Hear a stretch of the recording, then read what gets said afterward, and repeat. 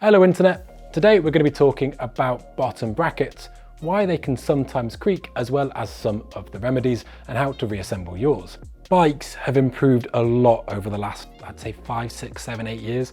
One of the key ways they've really improved is they're actually a lot quieter, and to my mind, there is a better understanding of how component manufacturers can work with frame manufacturers to give a bike the consumer enjoys riding time and time again, and not one that develops 5 new creaks every time you wash it.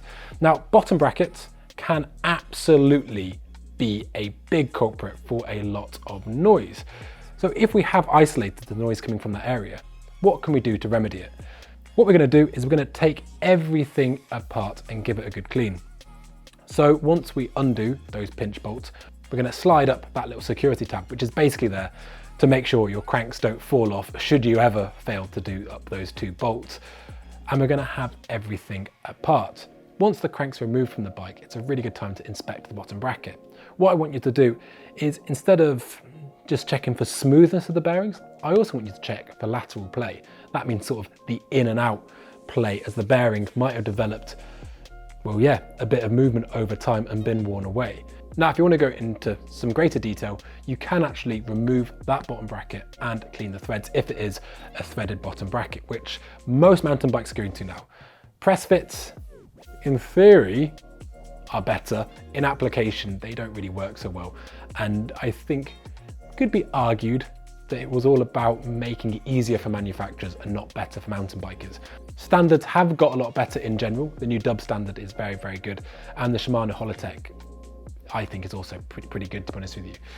Once we get everything clean and we've checked for play, if we're removing it from the frame itself, and it is a British standard BSA threaded bottom bracket, an easy way to remember it is that the drive side has an opposite thread. So it's opposite to what your pedals are, where the non-drive side has an opposite thread.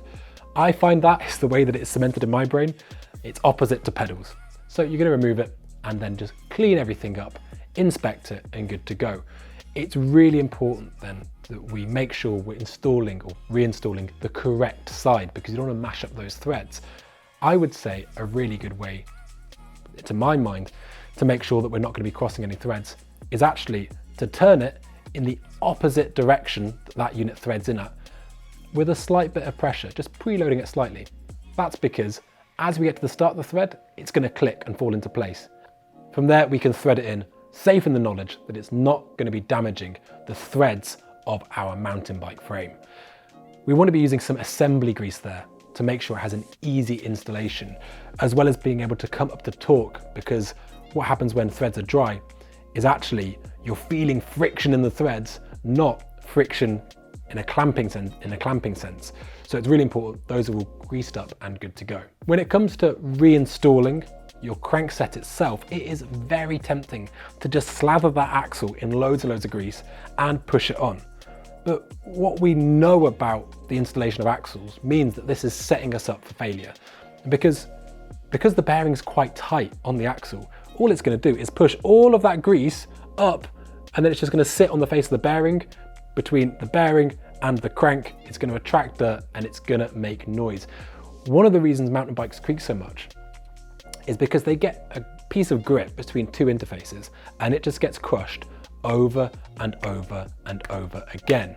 Grease in the wrong place can cause just as many problems in terms of noise as not having grease in the right place. So you need to be very clever with how you apply it. That's why I would suggest actually lubing the inside of the bearing interface, because then it can't get forced outside of the bike. Slide your axle through, knowing the lube is going to stay where you need it, and wipe off the excess. Then put the other side of the crank on, the non-drive side, and we're going to use that preload cap to torque to spec. This is another really interesting and important point. If you imagine a bearing and you've got your outer race and you've got the inner race, if you cranked that preload and you absolutely wailed on it, all it's going to do is it's going to make the inner bearing want to sort of like bow inside, which is going to shorten the life of the bearing itself. So the reason that's a soft, seemingly cheap, crappy bit of plastic is because it isn't meant to be a high load device. It's not meant to be able to be cranked on. The reason the tool is small is because, again, it's meant to be very low torque. It's just about removing slack, nothing else. If you've got a SRAM bottom bracket, you might notice that small collar, and it can be tempted to really crank on it or maybe hit it with a hammer as you try and get a bit of extra torque for free.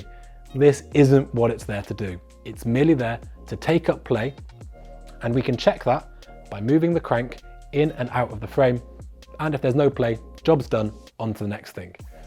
With this Shimano bottom bracket, we're then just going to torque up the bolts 1, 2, 1, 2, slide that plate back into place, and that's it. Your bike should run pretty quiet with that. If your bike consistently creaks, it's worth taking to a bike shop, if nothing else but for a second opinion, because it's important to understand that sometimes it is just a bad bottom bracket, or it can be grit, etc, etc. But in extreme cases, if the tolerances are always out, then that is something that you need to see a professional about. And that's it. That is how to troubleshoot and spot problems on your latest and greatest mountain biking specialist bottom bracket.